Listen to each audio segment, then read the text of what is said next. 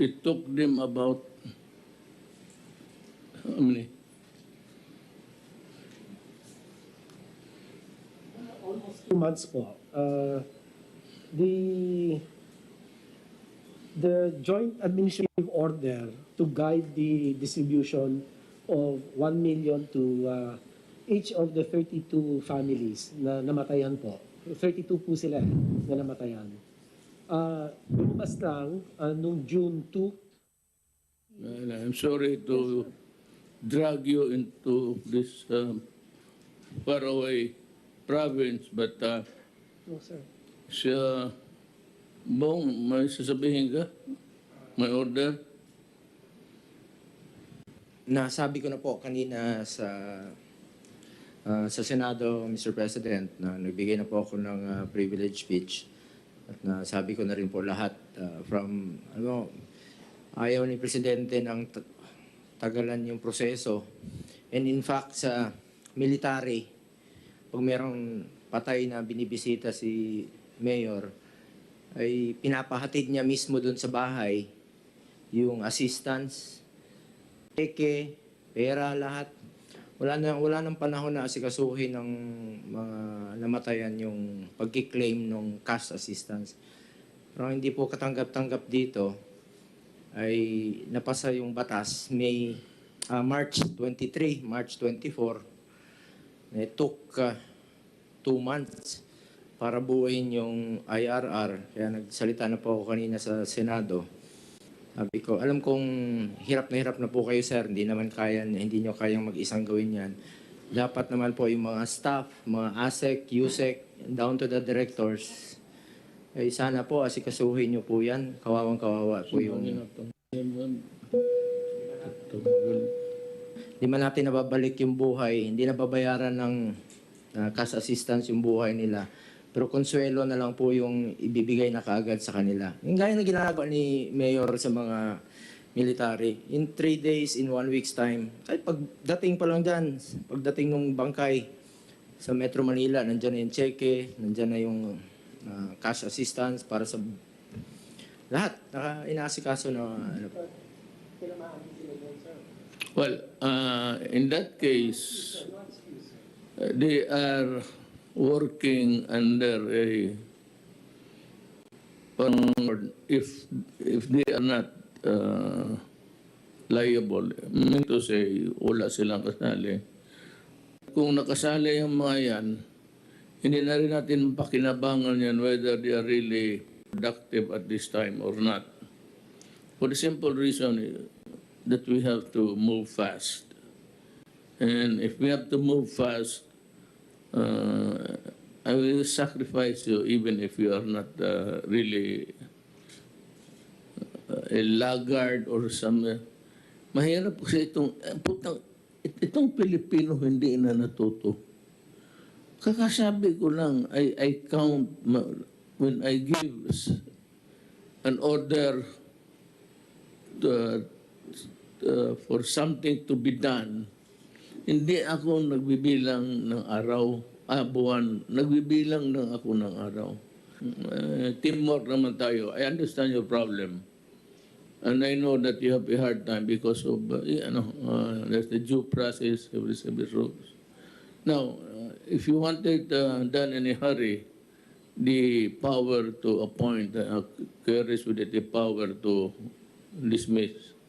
And since it's an absolute thing, for lack of total loss of confidence, I'm removing them because they are not functioning. So we're wasting money paying for these idiots. Kalalaki pa naman ng mga allowances, mga sweldo niyan.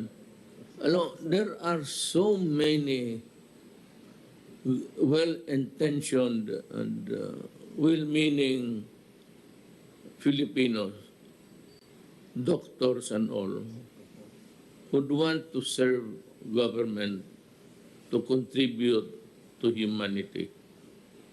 And we do not have to suffer. Itong mga to, alam pa nila na ginagawa, nobody was asking, who's doing the task today.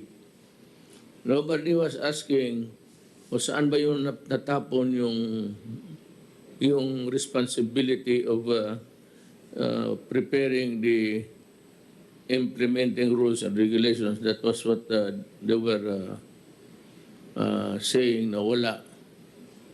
Ngayon, kung ikaw pa, I said, just like me, you cannot run your own errands. Yung trabaho mo, hindi mo, ikaw na lang lahat dyan. That's why it's called, you cannot run your own errands. Somebody has to do it for you because you cannot really do it beyond human comprehension kung matrabaho mo, mag-contact pa sila mo. So why don't they just go to the DILG and ask for help? Sana paano ba ninyo dinistribute ang pera pati yung tulong?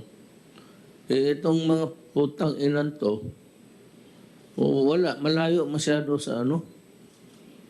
I do not think they are really prepared to join government. That's the problem.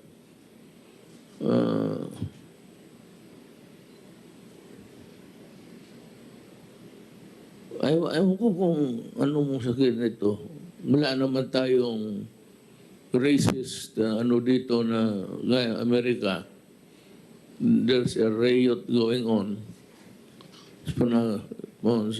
Riot or riot. There's a riot going on all over. And seems to me that there is no end in sight. Mabutit na lang hindi tayo ganon. At na-timingan naman that the Filipinos are really law-abiding. Imagine if America to, how can you enforce the lockdown and the sequestration, itong quarantine? Butit na lang ganon, no? So, we have to respond to the problem besetting the distribution of the assistance to them. We will comply, Mr. President, with your deadline. Sabi ko, wag silang uuwi tonight, tomorrow, weekend, because you gave a 3-day deadline to distribute the checks. So I told them already, you do not go home. You have, na-identify na po yung 32 families. Although, yung sabi sa akin kanina, may mga conflicting claims. May 2 asawa, may ganon. So, sabi ko, count out mo na lang yun. Basta yung bulk, ibigay ninyo. Tapos po, yun din nagkaroon ng severe critical based on your directive, sir. Bibigyan ng 100,000. Buhay naman sila, sir. Pero bibigyan mo ng 100,000. On top of PhilHealth na nagbayad na ng mga 700,000 for each one of them sa critical and severe cases, Mr. President.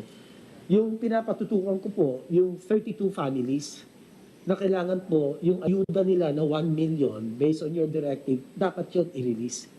Ilagay na, cheque, padala, dalhin kung saan yung mga pamilya. Kasi nakakahiya talaga, sir. Namatayan na nga, tapos nagpawardi-wardi yung mga tao ko na parang walang sense of urgency, sir. Yun ang talagang sama-sama po ng loob ko, Mr. President. That's why in the beginning, I said that all financial matters, be it in the form of assistance, naibigay ko na nilipat ko yan sa kay Galvez, sa military para madali. And, I do not want also to downgrade your department kasi mawalaan ng identity in the national narratives of what government is doing. Ako, anything, baski na sabihin mo, palamura, hayaan ko na lang yan. Huwag lang korupsyon talaga. Hindi pwede korupsyon. Magto 2 years na lang ako, tapos mag-iwan pa ako ng dirt dito sa... So that's one. We'll just wait. The second urgent, yung delivery also of the assistance to the different indeed the indigent people, yung sa bukid. Do we have the mechanism for this already? Well, we can, but should not jeopardize the lives of the soldiers who are there just guarding the... Kung okay na yan ang distribution,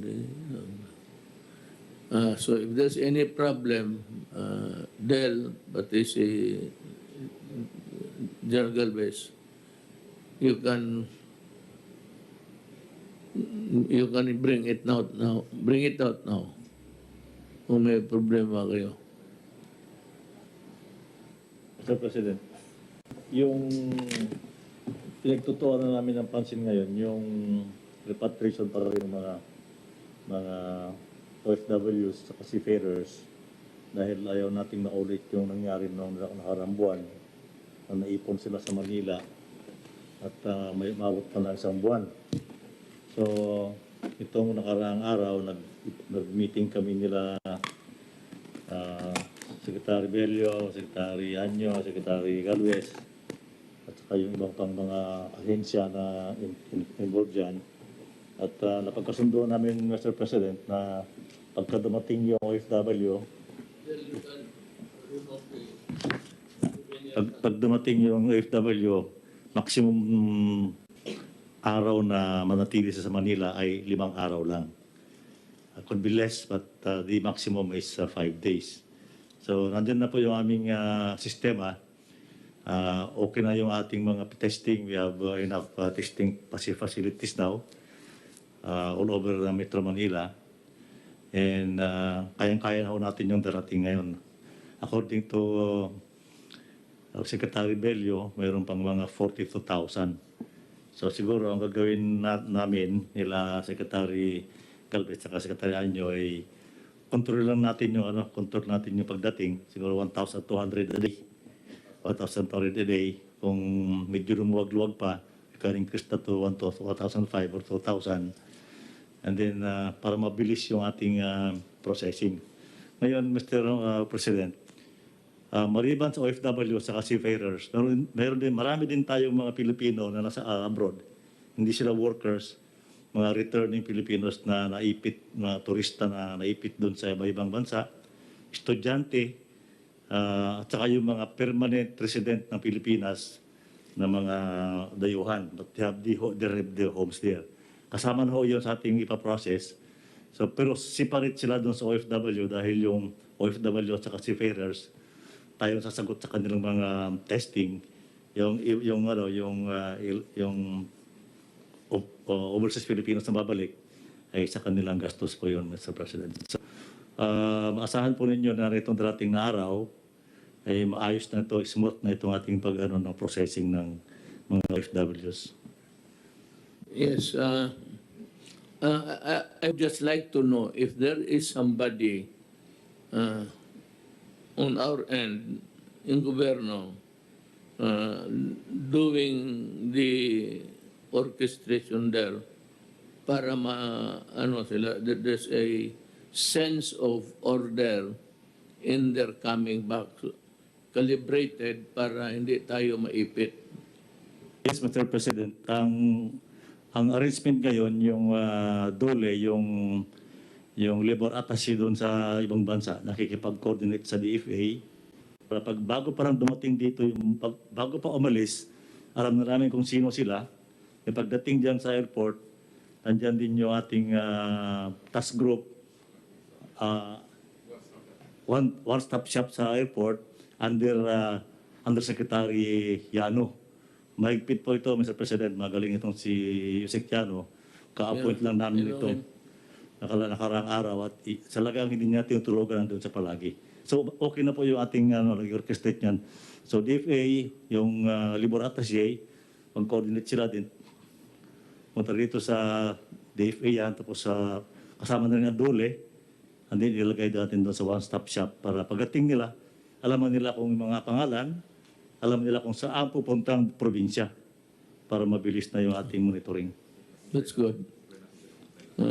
Kaya pala, Mr. President, yung inyong order na ipadala natin sa probinsya yung 24,400. Oh, passer mo. Okay, okay na po. As of end of June of May, yan na po ang naipadala natin sa mga probinsya. Ito, the day that we learned about the plight of the returning overseas Filipino, we were able to implement a solution for them to be back home. This should be our number one worries because they are Filipinos. So, I'd like to commend you, General Galvez, for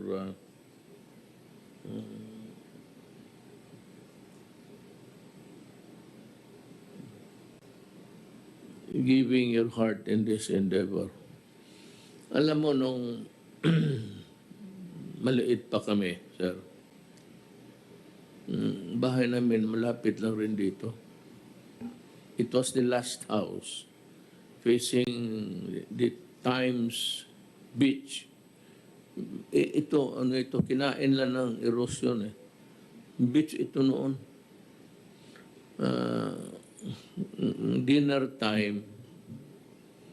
Alam mo, itong mga anak ng politiko, saya mo siya hindi, gagapangin ka. Gagapangin ka talaga ng panahon. So ako naman, ako yung pinaka-maingay bugiro sa pamilya. Sabi ko, gusto ko kung ako gobernador rin. Tapos itong mga kapatid ko, mga ulol. Ako, mayor, ganon. Pinara kami ng tatay ko. Sabi niya, shut up. Sabi niya, kung magpasok ka ng politika at peke yung loob mo, when you want to be just called governor, yan ang gusto mo, tawagin ka governor. Maligaya ka na yan. You know, do not enter politics if you do not have the heart for the people. Sabi ng tatay, kung kita mo ako, gisingin ako dito ng madaling araw, may problema. Gisingin ako ng municipal mayors, kay may heart attack yung barangay captain. So, day at a time or night. Sabi niya, you must, I said, be ready to serve. And you cannot serve pang matagalan kasi papagurin ka, ma-burn out ka. At kami noon, wala pa naman masyadong hotel. Ang mga municipal mayor, lalo ng Oriental, wala pang road. But it was built during my father, pero walang road pa. Magsakay ka pa ng barko. Pagdating dito, sa bahay pa magpunta. Kaya, yung bahay namin maliit. Hindi naman kasing liit, pero maliit talaga. And we have to pick up and transfer to the room, sleep on the floor in my mother and father's bedroom because inappropriate nila mga pamilya ng ganoon ang politika sa ano. So, parang yung rapport ko sa tao went beyond my father and I was able to see Kaya sabi ko, kung itong ganito, kung wala ka talagang pagmamahal sa Pilipino, walang mangyari. This is not an easy job to do. It requires you to think, and find ways to solve the problem. Maybe not here, but in some place, when you die, there is a special place for you in heaven if you are as good as me. But if you are bad, the hottest place in hell, nandoon yung mga tao na tarantado. I'm sure I'm not going there. Kung kasalanan ko lang, babae, wala. Hindi man ako nanakaw, hindi man ako. Kaya sabi na, you have to love the people whom you serve. Now, let's go to Secretary Anyo. Sir, how's the distribution? Is it good? Ang gusto ko lang tanong, sir, yung nagdoble ang bayad, pati yung kinaltas na pera sa gobyerno, be it the mayor or the barangay official's task to do it.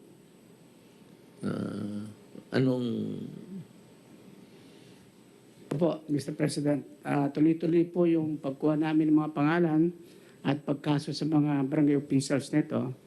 155 barangay captains and officials na po yung aming iniimbisahan. At ang 3 po ay nai-refer na namin sa ombudsman. Maganda po rito, marami nang nagsasalita. Kasi po lahat ng mga nakatanggap ay ipinaposte namin yung kanilang mga pangalan sa mga barangay halls para makita ng mamamayan kung sino talaga yung mga nakatanggap.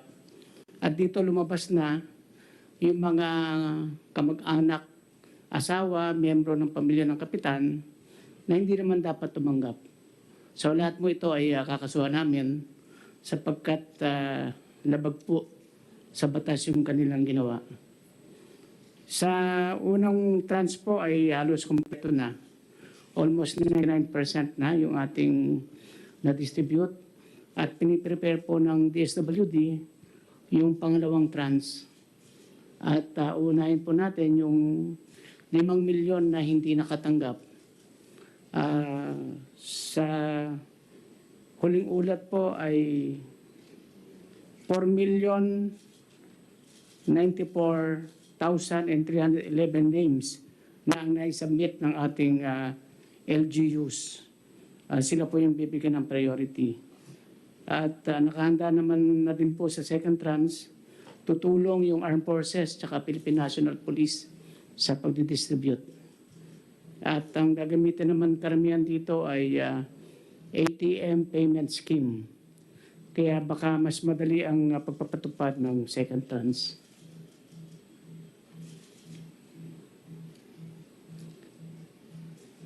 So tuloy-tuloy po, Mr. President, yung pag-iimbestiga natin at maraming pangalang dumarating sa amin.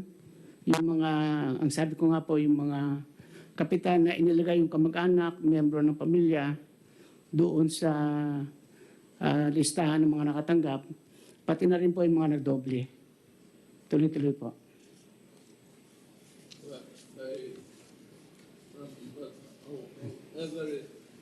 However you look at it, it's still malversation.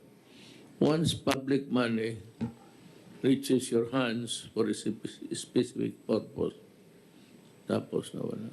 And even donations during typhoons or calamities. Pagka may tao nagpunta sa barangay captain, sa mayor, na mubigay ng pera, pag tinanggap mo yan, becomes public funds already. Doon sa kunin mo sa purpose. For what purpose? If it was given for a private purpose, fine.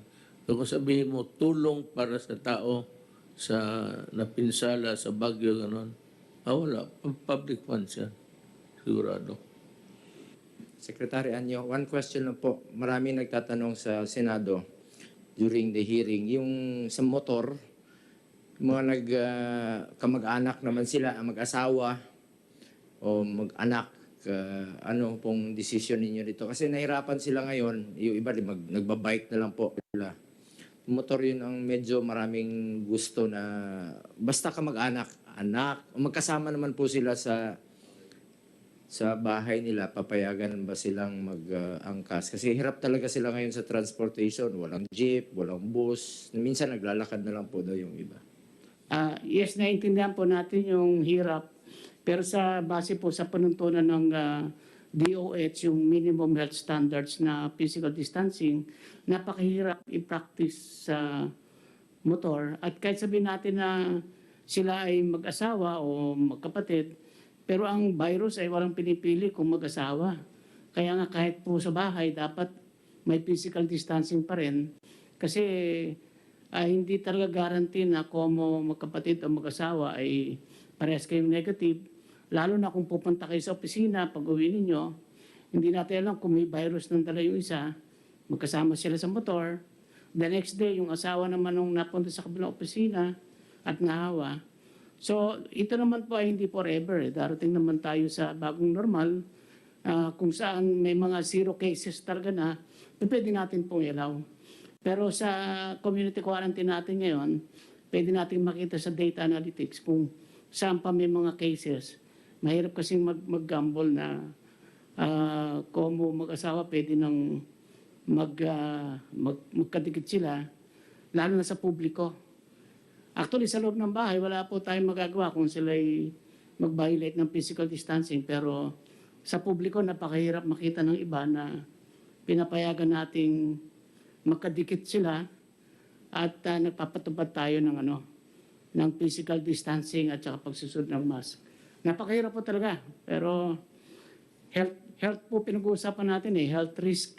Hindi yung convenience, hindi yung makakatipid sila. Pero buhay pagka nahawa yung isa, sigurado mahawa yung isa, it is costlier kung mamamatay sila. So sa ngayon po, yan ang stand namin ng DOH habang wala pa tayo sa bagong normal o habang hindi pa natin talaga nasisiro yung case sa isang lugar, hanggang ngayon ay yun muna ang ipapatupad natin. Ako, sang-ayon ako na mahirap talaga ngayon. We are in hard times. I don't know if we can go back to the same old style natin noon. But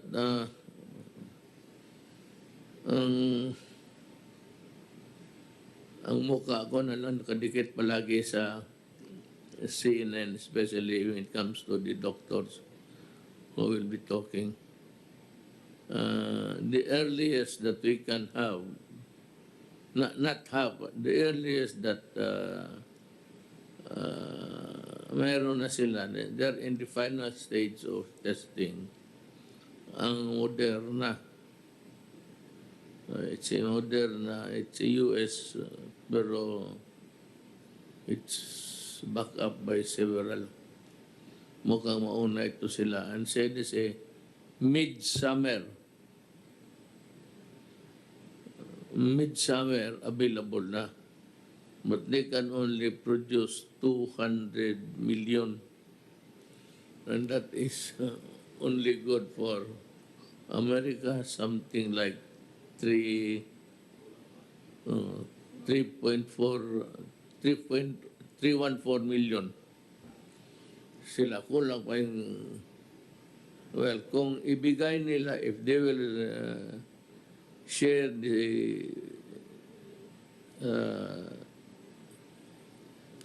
yung technology, give it for free to everybody. Pare-pareho lang kasi tayo sa gobyerno. We are just employees, all of us. We are workers of government. Kaya ako yung pinapatanggal ko yung Your Excellency.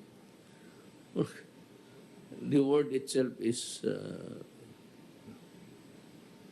It's a burden to yung paggamit ng the President, Rodrigo Duterte, or Cardinal, tapos Archbishop of Manila. Yun ang Your Excellency, Your Excellency. Nung umpisa yan doon sa nung nag-mayor ako, tapos yung ni-retain, hindi pinalitan lahat ni Cory, they retain about 1, 2, 3, 4. Yung hindi masyado partisan, pero puro mga manoy, kawatan talaga. They would address me, Your Excellency. Do not call me Your Excellency. I am not Your Excellency. You call me Mayor. Kaya Presidente, ayaw ko. I'd appreciate it more. You still call me Mayor. Huwag mo na dagdagan yung Presidente. Just a title. After all, I said we are all workers of government. I do not mention Malacanang in public. I just say my office. And I say we are workers of government and we have to do something about it. I'd like to this time shift from a conference with the cabinet members together with Senator Bongo. He is here because he's complaining to me. And I said, what is your stand? I said, I'm going to deliver privileged speech because this is something which boils down into a public interest. Di sinasabi ko na noon na madalian to. Itong mga assistants dapat dumating kasi nga pagkain ang iba. Kung pagkain, mabahaw na yan, mapapanis na. Kaya pati mga bigas, sabi ko, it must be delivered forthwith. Or, another word for that is immediately. Ang nangyari ho dito sa release ng namatay at nagkasakit at yung 1 million sa namamatay, iutos ito sa Bayanihan Act. At bakit?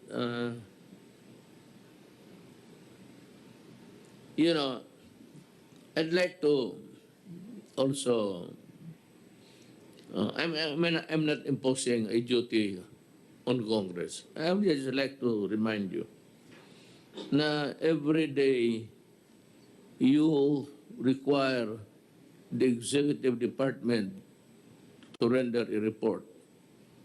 Every day yan. So dapat nakita na rin ninyo, nasilip na rin ninyo, bakit wala yung tulong sa namatay pati nagkasakit. Parang assistance, in the form of assistance. Yung 1 million para sa namatay, lalo na yung mga doktor, hindi dumating. Tinanong ko ngayon si Dr. Doke, the Secretary of Health. Sabi niya, he's been reminding his staff every time that they meet na to carry up itong tulong. Ngayon, ang sa speech ni ata ni Bong, sinabi mo na you are recommending for the ouster. Sabi ko sa President ko, ayaw nilang magtrabaho. Marami pang gustong magtrabaho. Ayaw nilang magtrabaho. Putang ina, 2 buwan itong lecheng ito. I mean, can just imagine 2 months. Tapos ang sekretary ng binubugbog araw-araw kasi wala siyang gawa. Sino palang paggawain ni Doke dito? Ang Bureau of ano,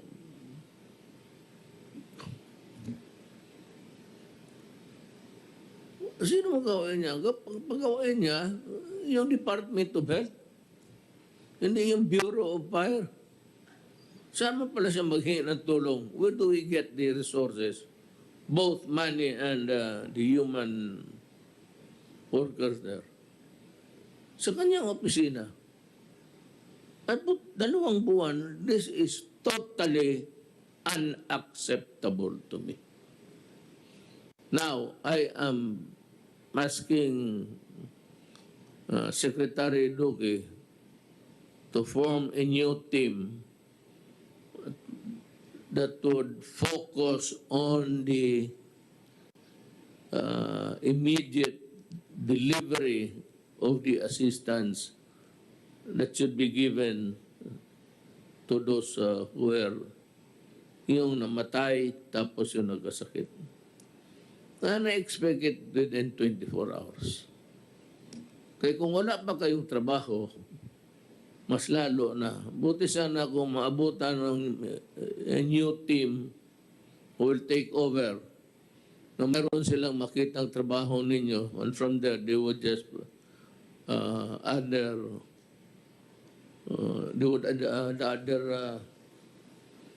kaalaman and an expertise, and then directly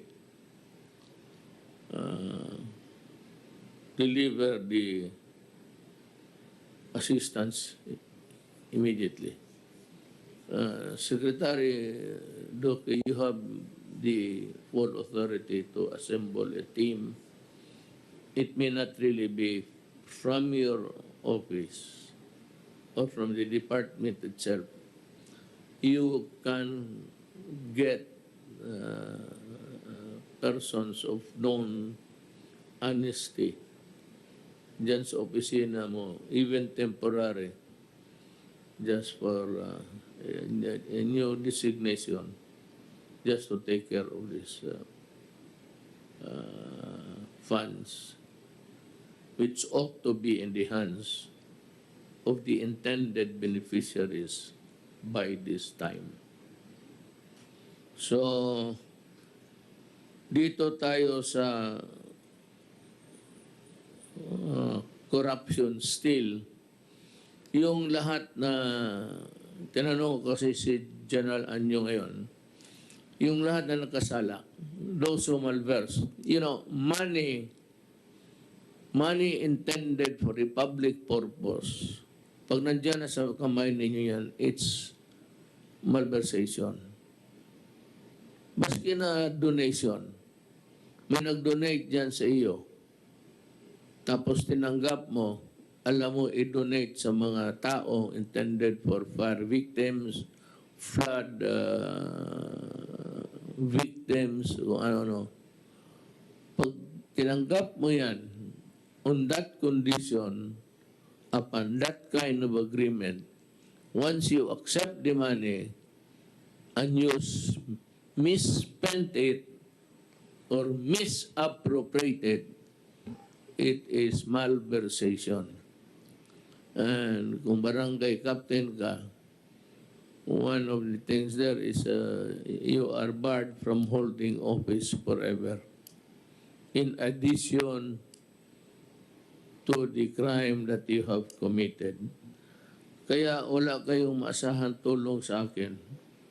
For after all, did I not warn you earlier na huwag itong pera na itong inappropriate ng Congress binigay para i-implement natin, huwag ninyong do not. Hindi na ako magmura kasi nagsimba ako. So, iwas muna ako. Kapag ginawa ninyo yan, sige, isang ano mo rin ng putang ina kayo, sinabi ko na sa inyo talagang habulin ko kayo. And you'll go to jail. para may example ako sa panahon kung wala na ako dito pagka-presidente. Sabi ko, yan, serving 25 years, serving 15 years in prison. Those are the corrupt guys. Dito sa taas, mga marunong ito. Pero mayroon akong last week na dinismiss na sino gani mo? Sa Department of Defense. Office of the Rwandan siya. Office of the Civil Defense. Siya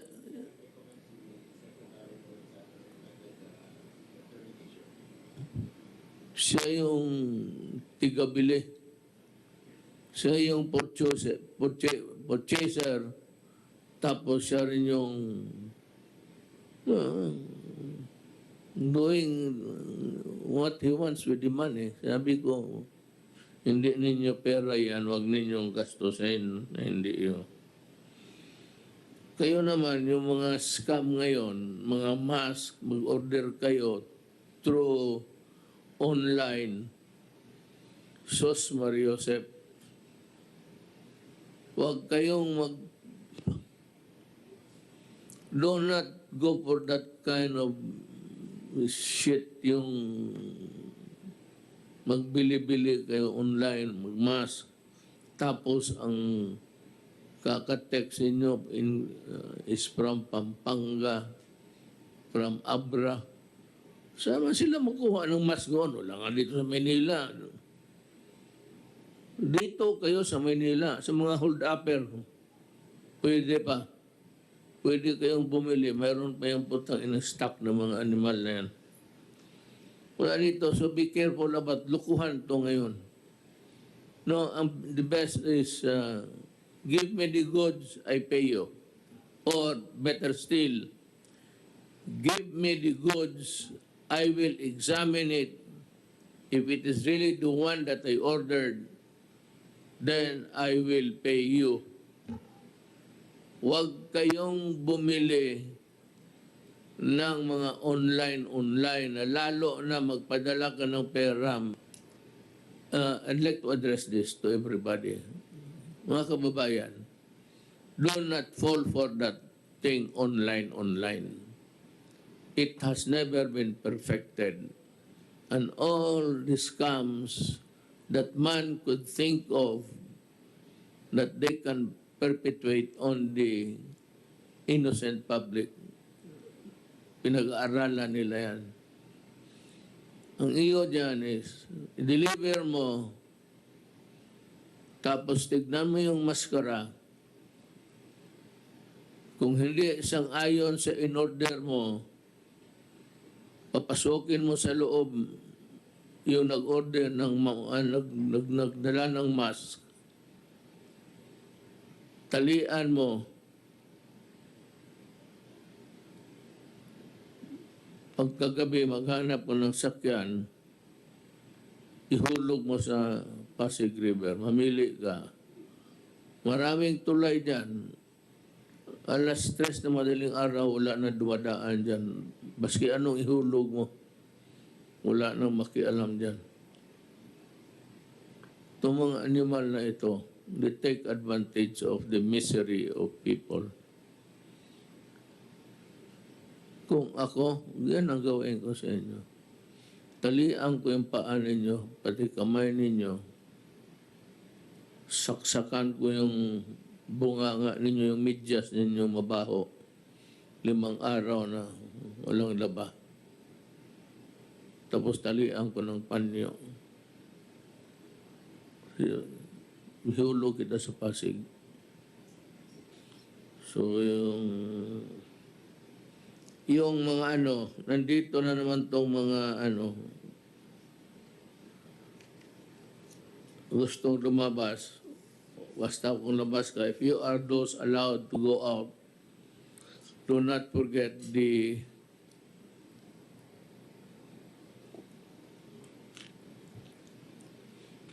yung alcohol mura lang man yan. Huwag mamarami. Isang tulo na. Bibang akin na lang ito. Okay. Maganda. Ganon lang yan. Wabong. 3 drops. Tsaka for all government workers, lalo na yung cabinet members and the senators and congressmen and the bureaucracy, yung bureaucratic echelons. Sinabi ko I said this when I was bago pa akong mayor.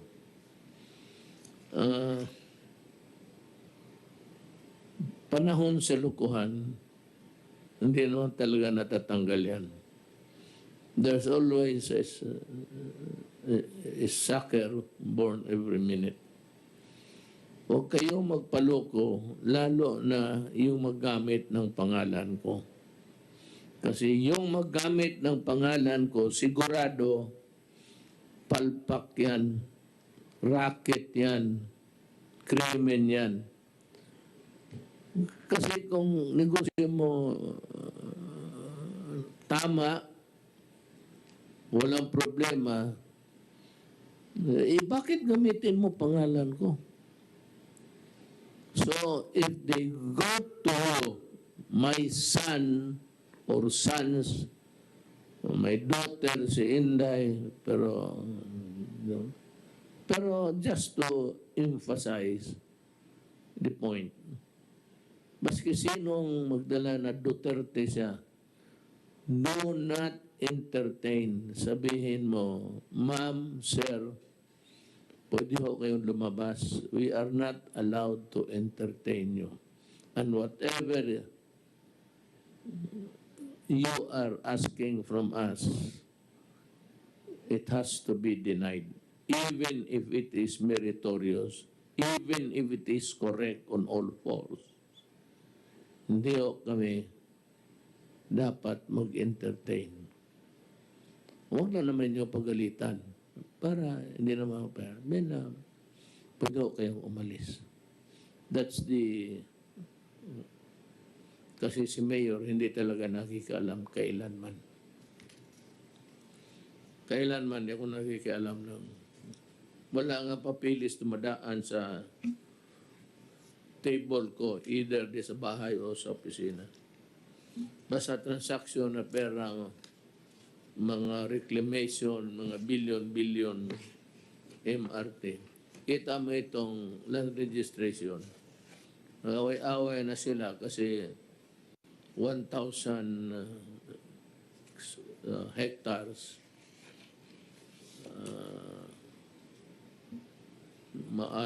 amari tayo nito.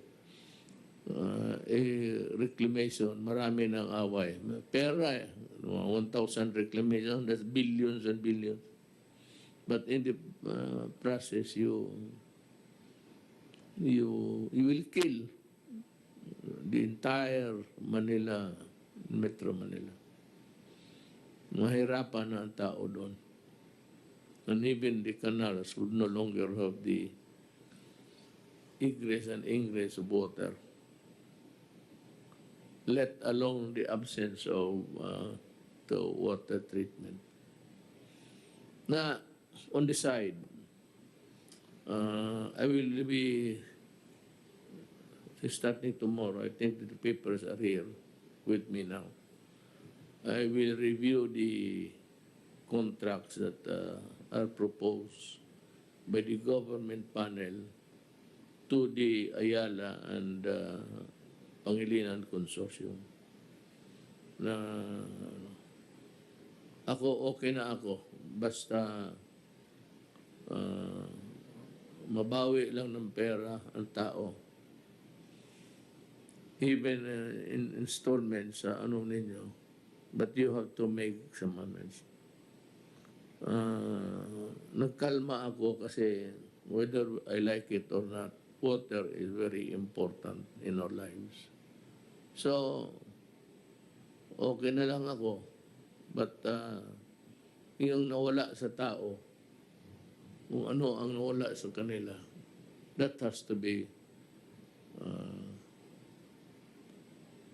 paid back. Whether in installments over a period of years, but you have to return the money to the people. Wala na akong, yun lang. Okay na ako, and you can have your contracts if it is to your liking. But if it's not, then we proceed with another phase, which is really filing of the cases. Ako naman, in the process, I was very, well, of course, adamant and said a few cuss words, of which I apologize. Sa galit ko yun eh. Naloko ang tao, ilang taon. At parang, I'm willing to forget it. Just give us a contract that is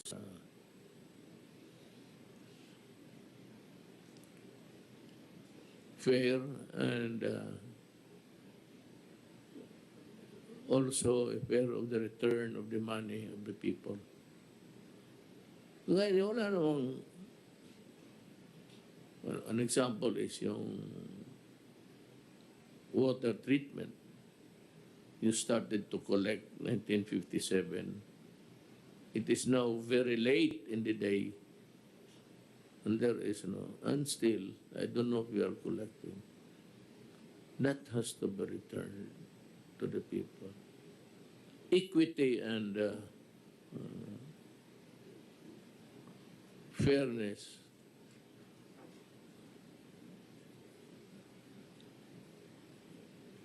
requires that we should return the money to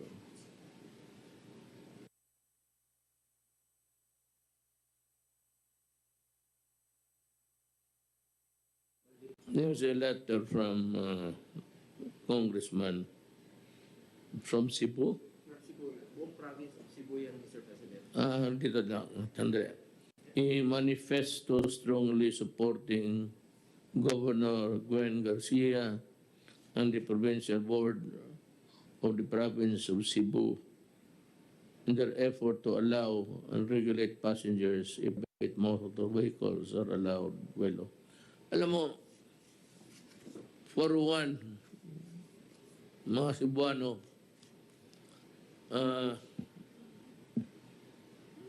nanalo ako sa Cebu by binigyan ninyo ako ng boto na makalilisang you supported me to the hilt, and one of the factors that gave me the victory in the presidential election. But alam mo, much as I would like really to accommodate Governor Garcia and the board members, here's what I can say. If I begin to give an exemption to one, which because I will open myself to charges of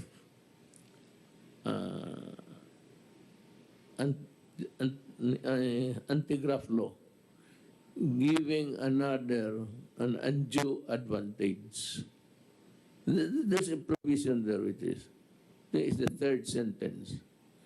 Giving undue advantage to the other, to the prejudice of another. Giving advantage to a person to the prejudice of another in a matter of ganito.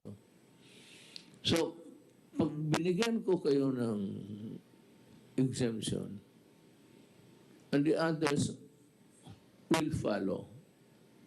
Hindi nga siguro magdemanda, but others, not from government, we want to just test the capacity of a president of breaking the law. Kung idemanda talaga ako, I'm a prosecutor, I said before I became mayor, I think may tama ako dyan. That's one. I go to prison. Second is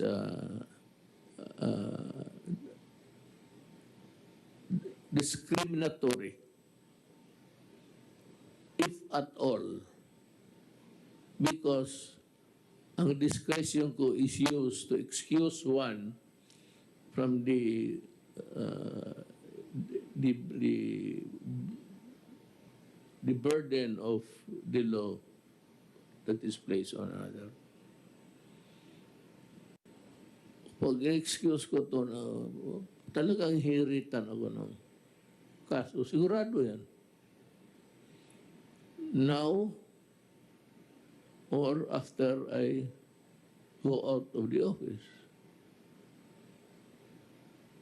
Ang tinatakot lang naman nila sa akin na ipakulong nila ako sa International Court of Justice, Court of Criminal Court. Hindi man ako naniwala dyan. Pero dito, Philippine setting, talagang mayayari ako. If somebody will file a case. Yan ang mahirap sa prayer ninyo. Gusto ko, alam ko hirap kayo. Sabi ko nga, asawa mo yan. Alang-alang ipaangkas mo sa ibang lalaki kasi maghawak sa katawan yan. Mind you, kayo nagasakay, nag-aangkas ng motor. Huwag kayong maghawak dito sa side lang, yung sa upuan. You have to place your hand around the guy. Tapos, hindi naman mag-embrace, but para hindi ka mahulog.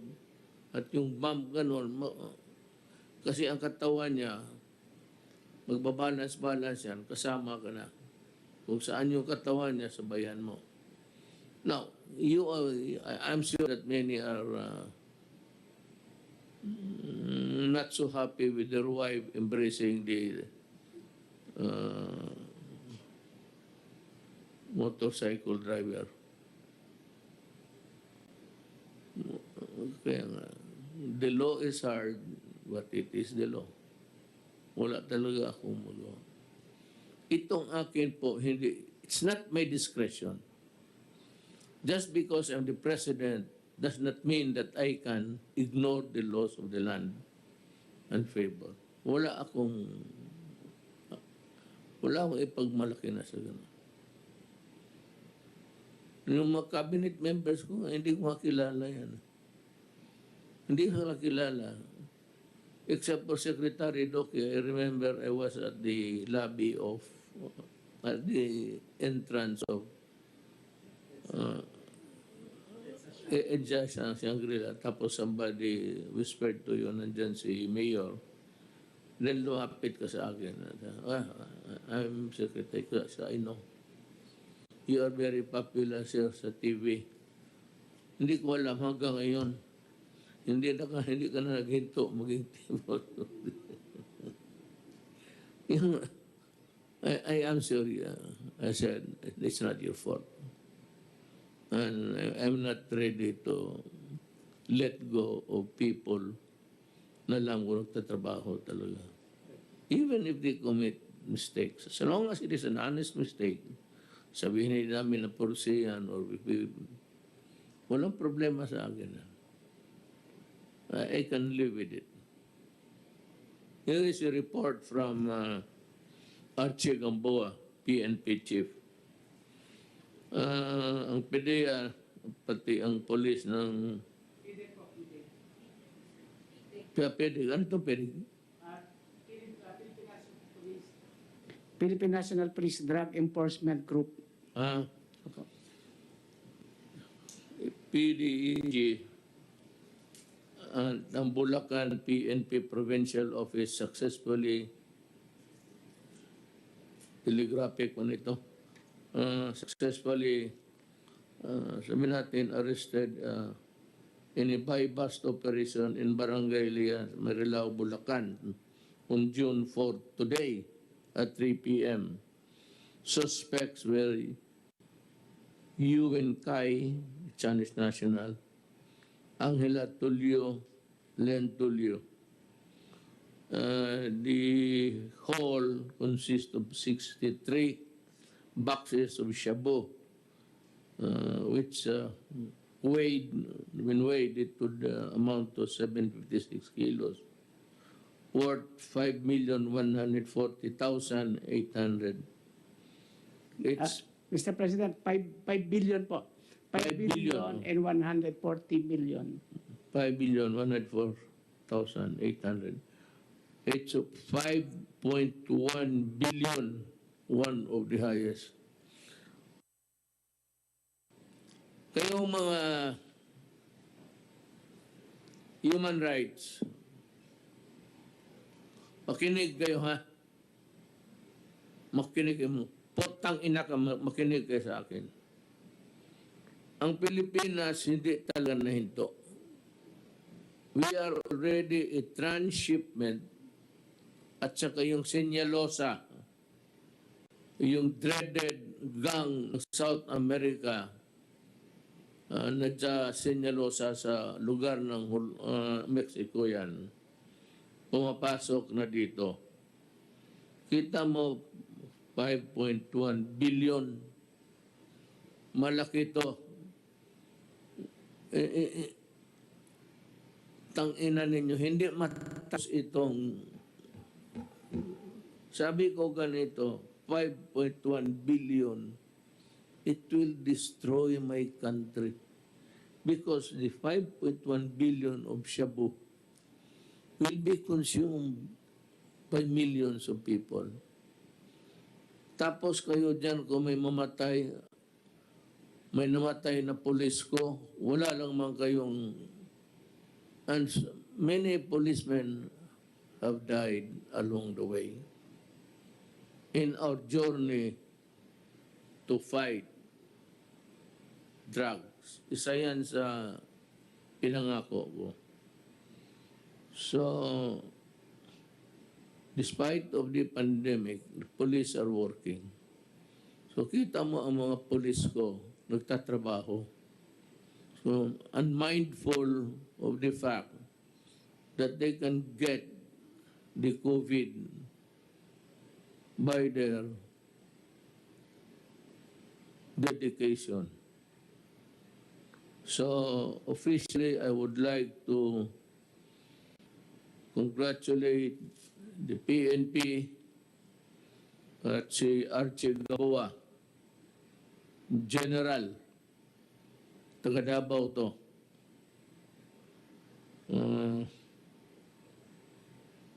You have my snappy salute. I will talk to you when I go back to Manila. Hindi talaga mahinto itong... Whoever said that ang shabu na... Every day, you look at the crawler, yung tumatakbo yan sa TV yan. You call that a crawler. Ko-crawl, kamang crawl. Gapang. Kamang is Bisaya, gapang pala. Pero ang Bisaya, kamang, may ibang mangamang o kuwan. Mga kamang uyab. Ito tapos idemanda ninyo ako ng ng human rights. Ikaw, Trillanes. Maligaya ka sa nangyari sa buhay ng Pilipino ngayon. Puro ka lang daldal. Always complaining. And yet your kapwa mo sundalo nagtatrabaho. Mamista mo nagtatrabaho. Ikaw, you rebelled against government, almost destroying the Republic, you've been a senator, you did nothing but to glorify yourself. Now you are criticizing about still itong droga. It's 5.1 billion and you might want to check it out. What I'm saying is, aside from the NPA,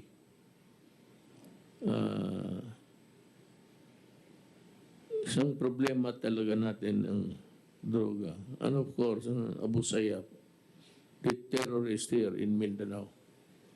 Marami yan, mga maote, mga splinter group, all engaged in illegal activities. So, may sabagay, ito tatlo na to, no? Siguro buhay ito, kaya wala mong sinabi patay. Pero, okay lang. Okay lang. Kaya may mga tao talaga na hindi rin matanggap na konsensyang mamatay. Pero ako, sabi ko nga, if you destroy my country distributing 5.1 billion of shabu all throughout the country, I will kill you. I will kill you and I will say that itong mga Chinese, I'd like the Chinese government to know that there is so many ways of fighting corruption. But one of them that is really pieces me to no end will be those things that it destroys my country. The human resource. Ang mga bata, ang mga anak namin, ninyo, sa awa ng Diyos. Kaya, remember, when you go out, mask. And ito, mura naman ito. Hindi naman ito, because siguro kayo, tignan mo, 1, 2, 3, 4. That is enough to kill the germs. We have to wait for the vaccine. Mga kapatid ko, iksuuna na ako. Maghintay talaga tayo sa vaccine. Sabi ko sa inyo, walang vaccine, walang eskwela. Nandito sayang nandito. But Secretary Briones is insisting that there should be an alternative there. And she has a very good program for that. Parang teleconferencing. The technology is good. I do not know if we are ready for that. Meaning to say, if we have enough of those na gamitin para sa the whole of the Philippines. We're talking of students, it's millions. Meron ba siya? But if she has, or if we can afford it, we'll buy it. And she can proceed with her novel idea of how the children can continue with their education. So, gano'n na lang, I don't know it's the next time that I'll talk to you, but you will hear from me from time to time. Maraming salamat po, inyo lahat.